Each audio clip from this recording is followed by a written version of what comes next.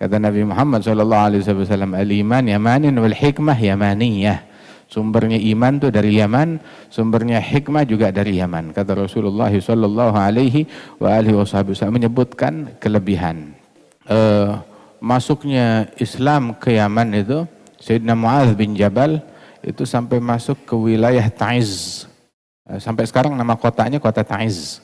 Kota besar, maju di situ.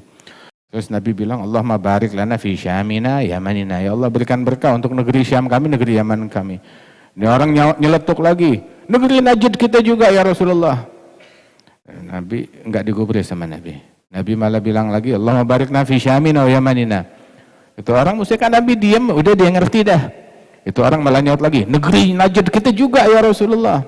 Akhirnya Nabi jelasin, Najdina hunaka zalazil wal fitan wa yatlu'u qarnu syaitan. Di negeri Najd tuh tempatnya gempa, goncangan. Goncangan itu bisa goncangan zahir, gempa bumi, juga bisa goncangan iman.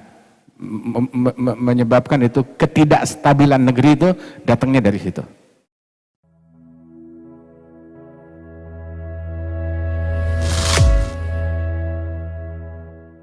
Kata Nabi Muhammad SAW, al-iman yamanin wal hikmah yamaniyah. Sumbernya iman itu dari Yaman, sumbernya hikmah juga dari Yaman. Kata Rasulullah SAW menyebutkan kelebihan. Subhanallah. Waktu dikabarin berita bangsa ini masuk Islam, Nabi bergembira. Bangsa ini masuk Islam, Nabi bergembira. Tapi begitu diberitakan ahli Yaman pada masuk Islam, maka Rasulullah SAW sampai sujud syukur. Sampai sujud syukur akan hal tersebut. Kemudian juga di antara mereka yang membawa keimanan, membawa Islam ke Yaman itu, di antara Sayyidina Mu'adz bin Jabal, sahabatnya Rasulullah, orang yang dicintai oleh Nabi Muhammad, yang Nabi bilang kepada dia, Mu'adz ini uhibbuk, wahai Mu'adz, aku cinta kepada kamu. Fala tada'ana an taqra'u barakul shalah, Allahumma inni ala dzikrika wa syukrika wa husni ibadatik. Jangan kamu tinggalkan untuk membaca setiap habis salat 5 waktu, Allahumma inni ala dzikrika wa syukrika wa husni ibadatik. Dan diutus ke Yaman untuk berdakwah orang yang dicintai oleh Nabi Muhammad, Sayyidina Mu'adz bin Jabal. Dan juga sepupu Rasulullah sekaligus menantu dan sahabat Rasulullah, khalifah yang keempat, Al-Imam Ali bin Abi Thalib, diutus ke Yaman ya, untuk berdakwah mengislamkan ahli Yaman. Masya Allah, datang ke Yaman berdakwah Sayyidina Ali, Sayyidina Mu'adz bin Jabal. Sampai itu masuknya Islam ke Yaman itu, Sayyidina Mu'adz bin Jabal itu sampai masuk ke wilayah Ta'iz. Sampai sekarang nama kotanya kota Ta'iz. Kota besar, maju di situ. Kemudian juga bangun masjid. Di sana ada sebuah masjid namanya Masjid Mu'adz. Sampai sekarang, subhanallah, kita kebetulan sudah masuk ke masjid tersebut. Megah masjidnya. Ada jam matahari, ya, jam yang dilihat dengan penentuan waktu sholat, tapi dengan bayangan matahari. Di tengah fisahnya masjid, demikian. Masya Allah. Ada Masjid Mu'adz di kota Ta'iz. Sampai itu masuknya Sayyidina Mu'adz ke Yaman, masuknya Islam ke Yaman dirayakan oleh para penghuni Yaman. Itu masuknya itu kebetulan pada bulan Rajab.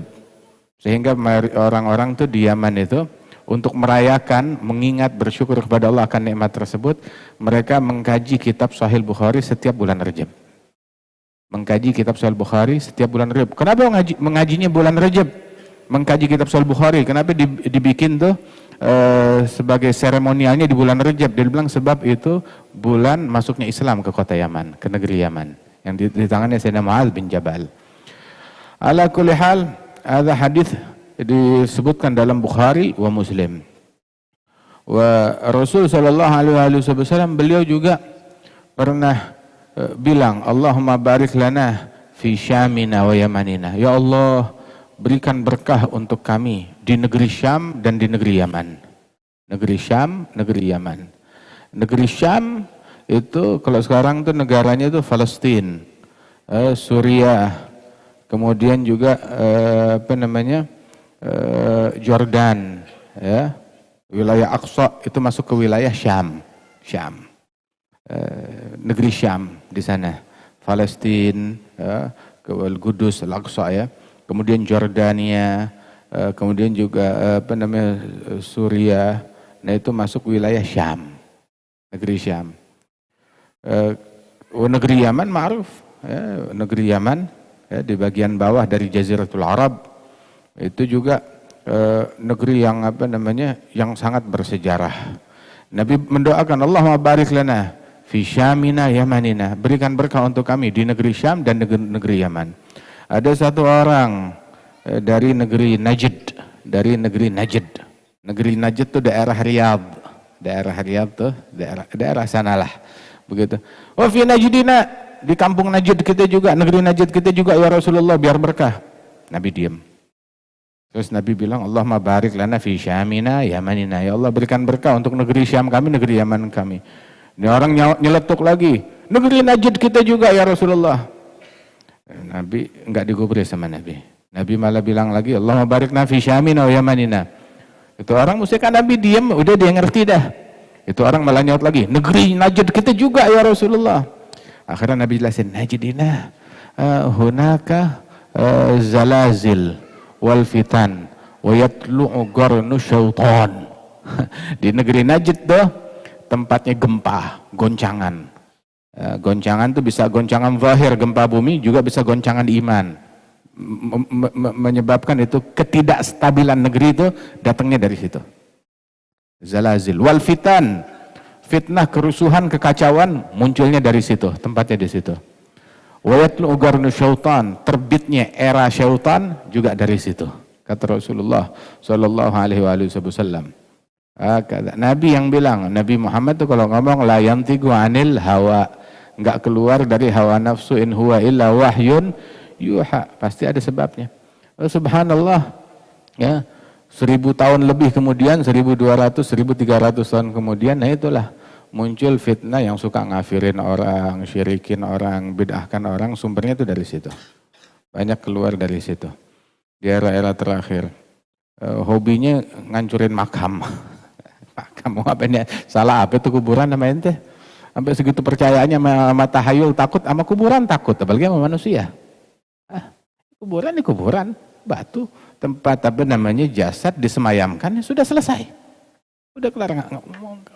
Kenapa takut sama kuburan? Hobinya ngancurin kuburan, bongkar makam orang-orang, diinjek-injek, dirusak, diledakin, ngafirin orang, syirikkan orang, membid'ahkan orang. Waliyad billah min dzalik. Itu fitan. Tempatnya kerusuhan tuh sumbernya itu dari situ. Dari situ pemikiran itu bermula. Yatlu qarnu syaitan, era syaitan tuh munculnya dari situ. Innama yuridu syaitan ayyugi bainakumul adawata wal baghdha. Misinya syaitan menempatkan di tengah-tengah umat permusuhan dan kebencian. Ngajarin orang saling membenci, ngajarin orang saling mendengki. Alhasil Allah Ta'ala punya hak memuliakan suatu negeri ataupun juga untuk merendahkan suatu negeri. Allah memilih, ini diistimewakan, yang ini juga direndahkan. Itu dalam hadis ahabul bilad ilallah masajiduha. Tempat yang paling dicintai oleh Allah dari suatu negeri, masjid-masjidnya. Abghadul bilad, tempat yang paling dibenci oleh Allah, aswaguha, pasar-pasarnya, haknya Allah Ta'ala. Allah memuliakan, Allah juga menjatuhkan. Allah mengangkat, Allah juga menurunkan. Subhanahu wa ta'ala, huwa rafi' huwal khafid. Wa 'an Nu'man bin Bashir radhiyallahu anhu, dari hadis Nu'man bin Bashir, Rasulullah bersabda, ittaqullah wa'dilu fi auladikum. Takwalah kalian kepada Allah dan bersikap adil terhadap anak-anak kalian. Di dalam pemberian, di dalam ngasih sesuatu, bersikap adil kepada anak-anak. Kalau udah ngasih satu, kasih kepada yang lain. Memberikan kepada yang lain, itu yang diajarkan oleh Rasulullah sallallahu alaihi wasallam. Adil terhadap anak-anak. Adil ya, memberikan porsi yang sesuai dengan porsinya dia. Ya, bukan berarti anak yang usia 30 tahun sama anak yang baru usianya 1 tahun dikasih sepatu ukurannya sama. Itu namanya nggak adil. Namanya nggak adil. Yang bayi kasih sepatu bayi, yang kanak-kanak kasih sepatu anak-anak, yang dewasa kasih sepatu dewasa. Hadza huwa adil. Adil, yang laki yang perempuan semua dikasih kerudung, pakai mukena semua. Harus sama, harus adil. Semua pakai mukena. Laki pakai mukena. Bagaimana cerita? Ada bukan adil, ada ablah. Itu adalah sebuah kebodohan. Keadilan tersebut adalah ya masing-masing sesuai dengan porsinya yang diajarkan di dalam syariat. Wa adilu fi auladikum, adil terhadap anak-anak kalian. Oh, yang sudah bisa ini sudah bisa mau memberikan sesuatu, dia bisa mengelola sesuatu tersebut, ya berikan, kasih. Tapi ini masih belum mandiri, belum bisa mengelolanya dengan baik. Ya, hal yang bijaksana dengan tidak menyerahkan sesuatu kepada yang bukan ahlinya. Dikelolakan untuk orang tersebut. Wahakadha. Wa'adilu fi auladikum, bersikap adil terhadap anak-anak kalian. Ketika memberi sesuatu, adapun dalam warisan, itu adalah sesuatu yang sudah diatur dalam syariatnya Allah Subhanahu wa ta'ala. Tapi juga dalam pemberian yang lain, berikan hal yang sama kepada mereka sesuai dengan porsi yang diatur di dalam syariatnya Allah Jalla Jalaluhu ta'ala ta'azamatuh. Utamakan taqwa, dan ciri taqwa adalah bersikap adil. Termasuk juga bentuk keadilan tersebut bukan, jangan dipikir adil itu kalau ngasih harta. Lah, adil dalam mendidik, ngasih tarbiyah, ngasih didikan, ngasih akhlak, ngasih nasihat, ngasih pelajaran. Jangan dikira tuh menyantuni, memberikan, menafkahi keluarga, anak dan istri itu hanya urusan duniawi doang. Bawain makan, bawain minyak, bawain beras, bawain sate, bawain tomat, bawain kentang lah. Tapi juga bawakan kepada mereka furudul wudu, cara wudu yang benar, cara sholat yang benar, cara baca Fatihah yang benar. Syariatnya Allah Ta'ala. Dalam hadis, la ya'tillaha ahadun bidzambin yaumil qiyamah bi'azama min jahalati ahli baitih. Tidaklah seseorang datang menghadap kepada Allah di hari kiamat dengan memikul suatu dosa yang lebih besar daripada dosa berupa kebodohan keluarga. Memikul dosa, membiarkan keluarganya dalam kebodohan, nggak berilmu, nggak belajar, nggak tahu tentang tugas dan kewajibannya kepada Allah Ta'ala. Walidzalik, itu di dalam i'anatul talibin, di antara hal yang wajib diajarkan orang tua, mengajarkan kepada setiap anaknya, atau manggil guru untuk ngajarin anak-anak itu adalah ngasih tahu tentang kewajiban sholat, tentang dan cara sholat yang benar, puasa yang benar, wudhu yang benar, cara bersuci yang benar. Kemudian juga memberitahu kalau berdusta itu, berbohong itu haram, mencaci itu haram, berzina itu haram, kemudian juga minum minuman keras itu haram, mencuri itu haram, harus tahu itu semuanya. Terus memberi pengetahuan kepada mereka ya, bahwasanya diberikan pengetahuan tentang pribadi Nabi Muhammad Sallallahu Alaihi Wasallam. Nabi Muhammad lahirnya di Mekah, wafatnya di Madinah, usia 40 tahun menerima wahyu dari Allah Ta'ala. Dakwah di Mekah sepak lama 13 tahun, terus hijrah ke Madinah di usia 53, kemudian tinggal di Madinah 10 tahun, wafat dan dimakamkan di Madinah Al-Munawwarah. Terus Nabi Muhammad SAW punya anak-anak, anak-anaknya Rasulullah itu ada 7, yang perempuan Sayyidatuna Zainab, Ruqayyah, Ummu Kulthum, wa Fatimatuz Zahra. Yang laki-laki Qasim, Abdullah, dan yang paling kecil Ibrahim, yang paling bungsu. 7 anak Rasul Sallallahu Alaihi Wasallam. Memberikan informasi kepada mereka tentang hal-hal yang semacam ini, termasuk riwayat singkat dari Nabi besar Muhammad Sallallahu Alaihi Wasallam.